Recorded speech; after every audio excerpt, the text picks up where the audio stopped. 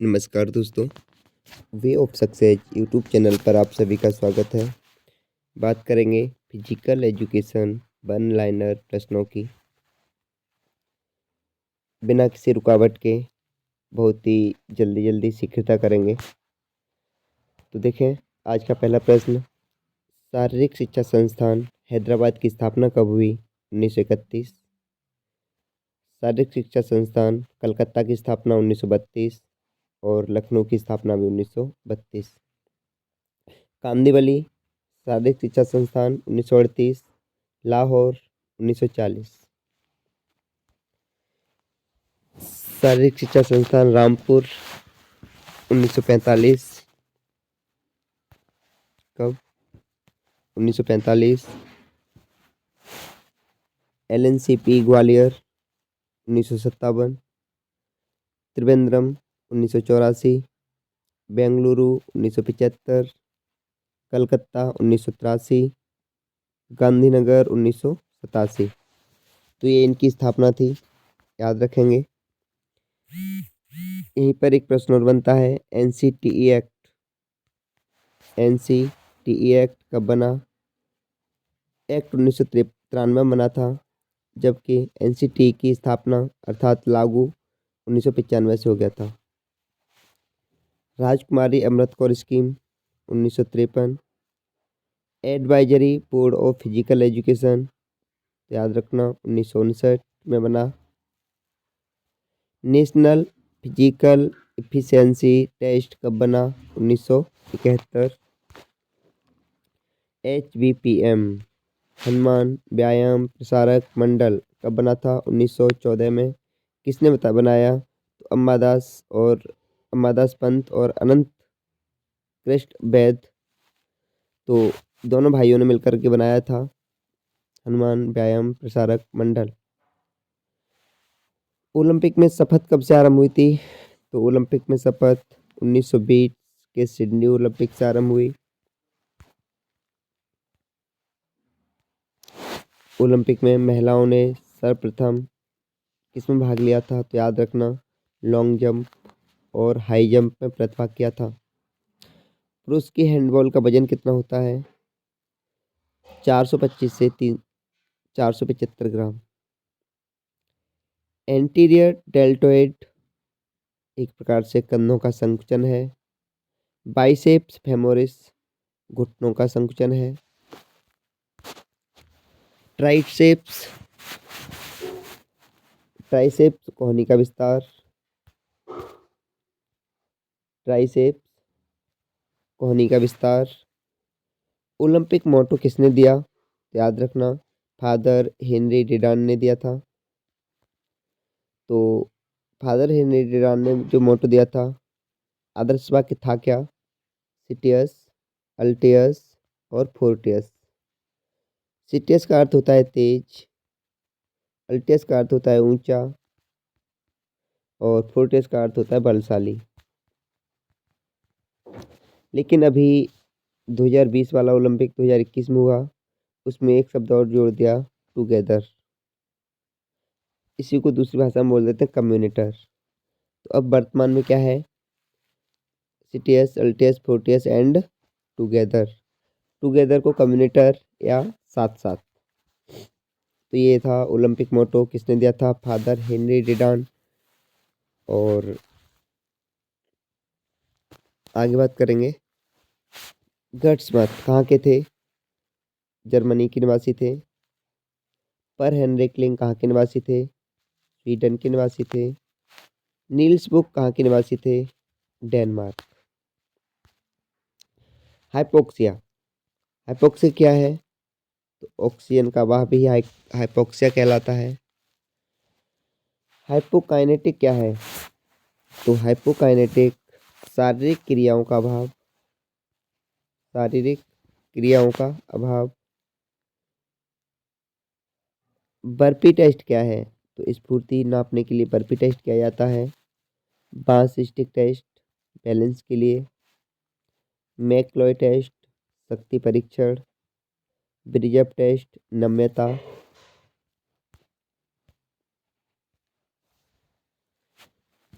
Beta blockers क्या है? तो एक प्रकार से हृदय गति को प्रभावित करता है बीटा ब्लॉकर्स। एरिथ्रोपोएटिन क्या है? हीमोग्लोबिन। पेनाल्टी कॉर्नर किस खेल से संबंधित है? हॉकी। पेनाल्टी स्पॉट किस खेल से संबंधित है? फुटबॉल। मिलर बॉली टेस्ट किससे संबंधित है? बैडमिंटन। मलेरिया किससे फैलता है? तो परजीवी है मलेरिया। जो किससे फैलता है? कौन सा मच्छर काटने से फैलता है? मादा एनाफ्लीज। मादा एनाफ्लीज से फैलता है। डेंगू एवं खसरा वायरस वायरस से संबंधित बीमारी है। यही हम बात करेंगे कूपर टेस्ट। कूपर टेस्ट सहनशक्ति को मापता है। फार्टलेक टेस्ट सहनशक्ति को मापता है। प्लायोमेट्रिक्स शक्ति परीक्षण है। All India council of sports कब बना? 1954 में। कौल कपूर समिति कब बनी? 1960 में। SGFI school game federation of India कब बना? 1954 में। तो मैंने पिछली स्लाइड में बताया था कि मिड डे मील मध्याह्न भोजन योजना कब आई? प्लीज कमेंट करें। मिड डे मील योजना, ठीक है, इसे कमेंट करें कब बनी थी। एथलीट शब्द की उत्पत्ति कहाँ से हुई? एथेंस से। और एथेंस के एक शब्द एथलीट से हुआ था इसका उद्भव। जीएस के सम्मान में कौन से खेल खेले जाते थे? तो जीएस देवता के सम्मान में ओलंपिक और निमियन। ओलंपिक और निमियन। प्राचीन काल में तीरंदाज के शिक्षक को क्या कहते थे? तो टॉक्सोटस। टॉक्सोटस। रक्त क्या है? तरल संयोजी ऊतक है। रक्त रक्त की उत्पत्ति कैसे हुई? तो मीसोडर्म से हुई रक्त की उत्पत्ति। शारीरिक शिक्षक को प्राचीन समय में क्या कहते थे? तो पेडोट्राइब कहते थे प्राचीन समय में। जेवलिन का प्रयोग करने वाले को क्या कहते थे? एको एकोनटिस्टिस। एकोनटिस्टिस। एमफिल कब स्टार्ट हुआ? 1971 में। मानव में क्रोमोसोम कितने होते हैं? तो 23 जोड़ी। कितने? 23 जोड़ी। 23 जोड़ी में से 22 जोड़ी होते हैं ऑटोसोम, जो मैन एवं वुमेन में समान होते हैं, इसमें कोई अंतर नहीं होता। लेकिन एक होता है सेक्सुअल क्रोमोसोम, जो महिलाओं में एक्स एक्स नाम से और पुरुषों में एक्स वाई के नाम से जोड़ी पाई जाती है। याद रखना, महिला का एक्स और पुरुष का एक्स मिलकर मिलता है तो क्या बनता है? तो क्या बनती है? लड़की। और लड़की का जन्म होता है। और महिला का एक्स और पुरुष का वाई मिलता है तो किसका जन्म होगा? लड़के का। यहाँ से एक प्रश्न और बनता है कि लड़का या लड़की के लिए किसका क्रोमोसोम यानी किसका गुणसूत्र जिम्मेदार है? तो याद रखना, पिता का। पिता के गुणसूत्र पर ही निर्भर करता है। यदि पिता से गुणसूत्र एक्स आएगा तो लड़की होगी, और पिता से गुणसूत्र वाई आएगा तो लड़का होगा। पुरुषों में स्पर्म और महिलाओं में ओवम पाया जाता है। पुरुषों में स्पर्म और महिलाओं में ओवम। जीवन का बिल्डिंग ब्लॉक सेल क्या? बिल्डिंग ब्लॉक किसे कहते हैं? तो याद रखना, सेल को कहते हैं। ट्रैफिक पुलिस ऑफ सेल किसे कहते हैं? गोल्जी काय को कहते हैं। कोशिका की प्रोटीन फैक्ट्री किसे कहते हैं? तो राइबोसोम को कहते हैं। पावर हाउस ऑफ सेल किसे कहते हैं? तो माइटोकॉन्ड्रिया को कहते हैं। कोशिका नियंत्रण केंद्र किसे कहते हैं? न्यूक्लियस को कहते हैं। आत्महत्या की थैली किसे कहते हैं? लाइसोसोम को कहते हैं। जैविक प्रक्रिया कैसी है? तो वंशानुगत प्रक्रिया है। मैं आपको विश्वास दिलाता हूँ कि मैं इन प्रश्नों को, वन लाइनर प्रश्नों को आपके सामने रख रहा हूँ, और ये सभी बहुत ही महत्वपूर्ण प्रीवियस ईयर प्रश्नों से लिए गए हैं। तो प्लीज़, यदि आपको सीरीज पसंद आती है तो प्लीज़ अपने दोस्तों के पास शेयर करें। बहुत ही फटाफट रिवीजन कर रहे हैं हम, बिना टाइम वेस्ट किए हुए। अगला प्रश्न, हीमोफीलिया क्या है? तो हीमोफीलिया में रक्त का थक्का नहीं जमता। एंटीरियर का अर्थ होता है सामने। लेटरल का अर्थ होता है बाहर की ओर। प्रोन का अर्थ होता है चेहरा नीचे। मीडियल का अर्थ होता है अंदर की ओर। हड्डियों का अध्ययन क्या कहलाता है? तो ऑस्टियोलॉजी। क्या कहलाता है? ऑस्टियोलॉजी। मांसपेशियों का अध्ययन मायोलॉजी। कोशिका का अध्ययन साइटोलॉजी। त्वचा का अध्ययन एपिडर्मिस। तंत्र का अध्ययन न्यूरोलॉजी। जोड़ों का अध्ययन आर्थ्रोलॉजी। उंगली, घुटना, कोहनी में कौन सा जोड़ पाया जाता है? तो हिंज जॉइंट। तो यहाँ पर थोड़ी सी बात कर लें, जॉइंट टाइप्स ऑफ जॉइंट्स के प्रकार बताइए। तो जॉइंट की बात करें तो 3 प्रकार के होते हैं। नंबर 1 चल जॉइंट, दूसरा अल्प चल जॉइंट और तीसरा अचल जॉइंट। समझना, चल का मतलब जहाँ पर गति होती है, जहाँ से हम गति कर पाते हैं, चल जॉइंट कहलाते हैं। और यह भी अपने आप में 5 प्रकार के होते हैं। अल्पचल जहाँ पर गति होती है बहुत थोड़ी थोड़ी, अल्पचल कहलाते हैं। जैसे सिर में होता है सूचर जॉइंट। सूचर जॉइंट कहाँ पे? सिर में। बहुत थोड़ी थोड़ी गति होती है। दूसरा होता है अचल जॉइंट। अचल जॉइंट की बात करें, जैसे हमारी टिबिया हड्डी है और टिबिया हड्डी के पीछे की साइड कौन सी है? फिबुला। तो टिबिया और फिबुला भी आपस में यहाँ जुड़े हुए हैं। ये भी जॉइंट है लेकिन इनमें कोई गति नहीं होती। दांत हमारे हड्डियों से जुड़े हुए हैं। दांत हड्डियों में धंसे हुए हैं और यहाँ धंसे होने पर ध्यान रखना, ये भी कैसा है? एक अचल जॉइंट है। ठीक है। अल्पचल सर का सूचर और अचल जैसे हड्डी एक दूसरे से जुड़ी है, टिबिया, फिबुला, रेडियस अल्ना और दांत। अब बात करेंगे चल जॉइंट 5 प्रकार के होते हैं। तो 5 कौन से होते हैं देखो। Number 1 pivot joint. Pivot pivot joint. ये पिवोइट जॉइंट कहाँ पाया जाता है? तो याद रखना गर्दन, जहाँ पे हम गर्दन को चारों तरफ घुमा सकते हैं गोल गोल, तो यहाँ पर रोटेशन की गति हो जाती है, याद रखना। पिवोट जॉइंट गर्दन में। नंबर 2 एक तो उठाओ कंधा और दूसरा उठाओ कोहनी, सॉरी कूल्हा। कंधा और कूल्हा में कौन सा जॉइंट होता है? तो ball and socket joint. Ball and socket joint. तीसरे बात जॉइंट की बात करें तो कोहनी और घुटना। कोहनी और घुटना। तो यहाँ पर कौन सा होता है? Hinge joint. वेट गर्दन पर, बॉल एंड सॉकेट कंधा कूल्हे पर और हिंज जॉइंट जिसे हम कब्जा संधि के नाम से भी जानते हैं, कहाँ पे होता है? कोहनी और घुटने पर। चौथे जॉइंट की बात करें, चौथा जॉइंट ग्लाइडिंग जॉइंट। ग्लाइडिंग कहाँ पे होता है? कलाई पर, कलाई पर। और नंबर 5 पांचवा अंगूठे का जॉइंट है। और पांचवा अंगूठे का जॉइंट आप कमेंट करेंगे कि अंगूठे का जॉइंट कौन सा होता है। तो बढ़ते हैं आगे।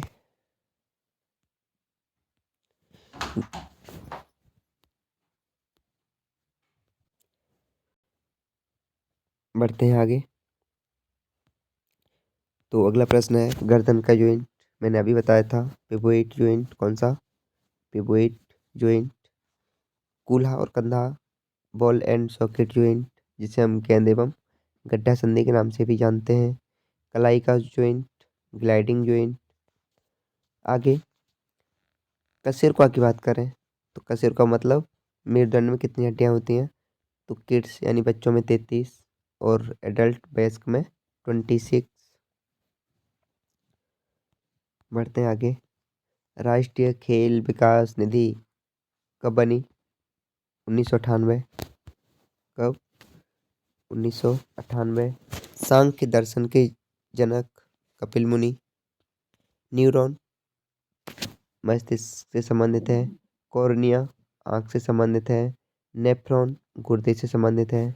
एल्वियोलाई फेफड़ों से संबंधित है। अब यहाँ समझें, जैसे मानव शरीर की सबसे छोटी इकाई किसे कहते हैं? याद रखना सेल को कहते हैं। ऐसे ही एल्वियोलाई या एल्वियोल्स किसे कहते हैं, तो ये फेफड़ों की सबसे छोटी इकाई है। जैसे हम बात करें फेफड़ों की, मान लो ये फेफड़ा है, ठीक है, और एक इधर फेफड़ा है, तो विंड पाइप हो गया। यहाँ से मान लो ये फेफड़ा इस प्रकार से है। अब इनमें से भी दो छोटे छोटे हिस्से निकले होते हैं, जिन्हें क्या बोलते हैं हम, एल्वियोलाई। तो एल्वियोलाई क्या है, कोशिका का सबसे छोटा भाग, सबसे छोटी इकाई। नेफ्रॉन क्या है, गुर्दे की सबसे छोटी इकाई। कॉर्निया आँख का भाग है, ठीक है, और न्यूरॉन मस्तिष्क का भाग है। चलते हैं आगे। नेक्स्ट, खेल प्रतिभा योजना का विकास कब हुआ, तो 1970-71 में हुआ था। आई थी खेल खेल प्रतिभा योजना। बात करेंगे systolic the pressure, systolic the pressure कितना होता है, तो 100 से 140 mmHg, और डाइसिस्टोलिक 70 से 80 mmHg। तो यहाँ से प्रश्न बनता है रक्त दाब कितना होता है, तो याद रखना 120/80 mmHg, वो इसी के अनुसार लिया गया है। इन दोनों के बीच ही वेरी करता है।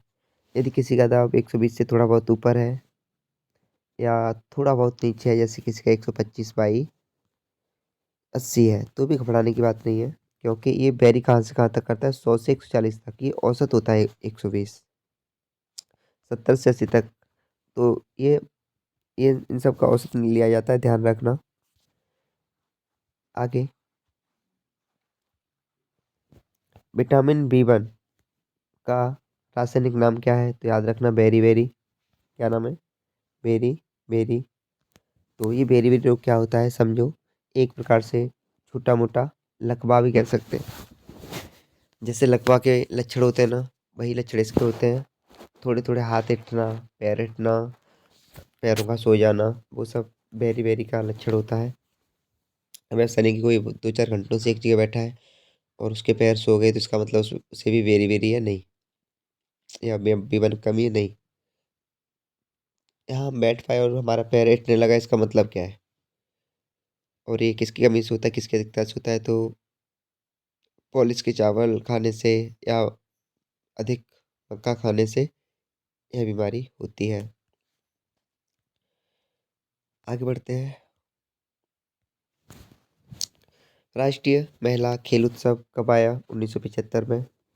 प्रथम खिलाड़ी जिसे पद्मश्री से सम्मानित किया गया, तो मिल्खा सिंह। याद रखना पद्म पुरस्कार जितने भी है, तो पद्म पुरस्कार 3 है। कौन से, पद्म विभूषण, पद्म भूषण और पद्म श्री। तो ये तीनों कब बने थे, तो याद रखना पद्म पुरस्कार का ही आरंभ 1954 में होता है। पद्म पुरस्कार 1954, और 1954 में ही भारत रत्न का भी आरंभ होता है। भारत रत्न कब बना, 1954। रिंकी पॉन्टिंग का उपनाम क्या है, तो याद रखना पंटर। रिंकी पॉन्टिंग कहाँ के हैं, ऑस्ट्रेलिया। बात करेंगे इंडियन एक्सप्रेस किसे कहते हैं, तो महेश भूपति और लिएंडर पेस को कहते हैं इंडियन एक्सप्रेस। लीवर में बाइल जूस कहाँ पाया जाता है, तो याद रखना लीवर में। कुंजू रानी का संबंध किस खेल से है, तो वेट लिफ्टिंग। ऐसे शब्द का संबंध किससे है, क्रिकेट से। किससे, क्रिकेट से। शिवाजी स्टेडियम, शिवाजी स्टेडियम कहाँ है, दिल्ली में।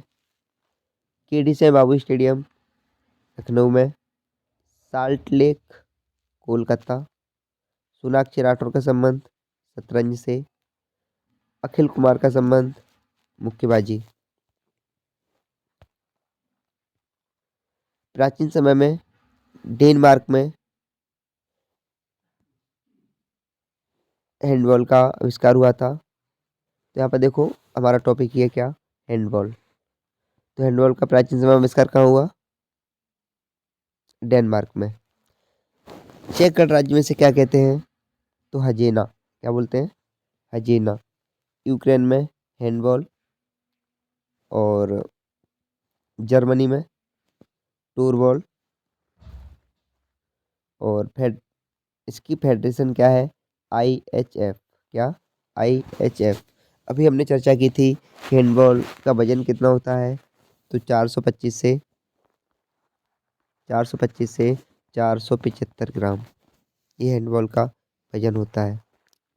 इसमें प्लेइंग कितने की रहती है? तो याद रखना 7 की। और टीम कितने की होती है? 14 की। इसमें इस खेल को कितने कम से कम प्लेयर होने पर भी खेल स्टार्ट हो सकता है? तो यदि हमारे पास 5 प्लेयर हैं तो भी हम गेम को स्टार्ट कर सकते हैं। और इसकी समय सीमा क्या है? तो 30-30 मिनट के 2 हाफ खेले जाते हैं। 30-30 मिनट के 2 हाफ। इसके मैदान को कोर्ट कहते हैं। इसके मैदान को कोर्ट कहते हैं। बात करेंगे बास्केटबॉल की। बास्केटबॉल में प्लेइंग की बात करें तो 5 प्लेयर खेलते हैं, जबकि टीम की बात करें तो टीम होती है 12 की। टीम कितने की होती है? 12 की। अगर समय की बात करें तो ये 4 हाफ में खेला जाता है। कितना कितना? 10, 2, 10। अर्थात जो पहला हाफ चलेगा उसमें 10 मिनट गेम, फिर 2 मिनट रेस्ट, और फिर 10 मिनट गेम, फिर 15 मिनट का ब्रेक दिया जाएगा, और उसके बाद फिर 10, 2, 10। कुल मिलाकर गेम टाइमिंग की बात करें तो 40 मिनट। इसका मैदान भी कोर्ट कहलाता है। Table tennis. टेबल टेनिस को प्राचीन समय में बीप बिप बैप भी कहते थे। क्या? Beep bap. बिप बैप भी कहते थे, याद रखना। ऐसे हम बात करें गुस्मर गुस्मर और फिल्म फ्लेम ने 1901 में इसका नाम पिंग पोंग दिया था। क्या? Ping pong. 1920 में 1920 में टेबल टेनिस की एक प्रकार से हम कह देंगे फेडरेशन बन गई थी, गठन हो गया था। और इसमें प्लेइंग कितने की रहती है सबको पता होगा, एक या 2 की। बात करेंगे game. Game right court service से स्टार्ट होगा। क्या? राइट कोर्ट सर्विस से गेम स्टार्ट होगा, याद रख सकते हैं। बात करेंगे बैडमिंटन। प्राचीन समय में से बैटल डोर कहते थे। क्या? Battle door. इसमें भी प्लेइंग 1 या 2 प्लेयर होते हैं प्लेइंग में। गेम पॉइंट की बात करें तो गेम पॉइंट 21 का रहता है। एक मैच एक मैच में या तो 3 बेस्ट या 3/5 का मैच रखा जाता है, याद रखना। ठीक है। गेम राइट कोर्ट सर्विस से स्टार्ट होगा बैडमिंटन, और इसका खिलाड़ी शटलर कहलाता है। शटलर। चलो एक प्रश्न कमेंट कर दो। पुगलिस्ट किस खिलाड़ी को कहते हैं? किस गेम के खिलाड़ी को पुगलिस्ट कहते हैं? ठीक है, इसे कमेंट करें प्लीज। बताएं कि पुगलिस्ट किस खेल से संबंधित खिलाड़ी होता है। तो आज के लिए थैंक यू, धन्यवाद। यदि आपको सीरीज पसंद आई है तो प्लीज़ लाइक करें, शेयर करें। आपका बहुत बहुत आभार हमारे साथ बने रहने को। हमने बिना समय व्यर्थ गवाए हुए ही आपके साथ प्रैक्टिस की, प्रश्नों को जल्दी जल्दी दोहराया, बिना टाइम ख़राब किए हुए। यदि आपको सीरीज पसंद आई तो प्लीज़ अपने साथियों को शेयर करें, लाइक करें, सब्सक्राइब करें। अभी मुझे रिस्पांस नहीं मिल रहा है तो प्लीज़ रिस्पांस दें। धन्यवाद।